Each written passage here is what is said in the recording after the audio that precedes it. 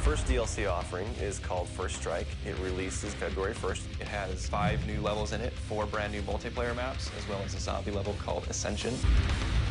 Kowloon is inspired by the single-player campaign level that was also set in Kowloon City, China, but the actual design and the layout and the geometry in the map is built from the ground up for MP. Kowloon is the only map that has zip lines, which will allow players to quickly get from point A to point B. The trade-off to that is that you're completely exposed while you're on the zip line. You can't use your weapon. It's going to get you to your location much faster, but there's also the risk that you're going to get shot.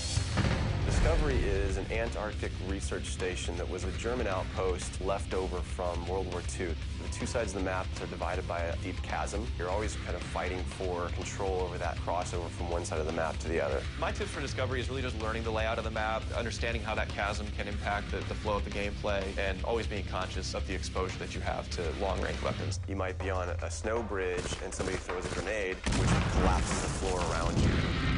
Our large map is Berlin Wall. This focuses on the checkpoint Charlie area of Berlin. It puts you fighting on the two different sides of the wall. So you've got East Berlin versus West Berlin kind of thing going. Berlin Wall has certain attributes about it that if you use it right, you're going to have the competitive edge over your opponents. It has a lot of very long view distances. It's a really great map for snipers. There's some good high points, some good elevation there. And one of the unique aspects about Berlin Wall is that there's a no man's land in the middle. You can take the risk of going through no man's land to get a faster route, but there's a good chance you're going to get mowed down by the auto turrets.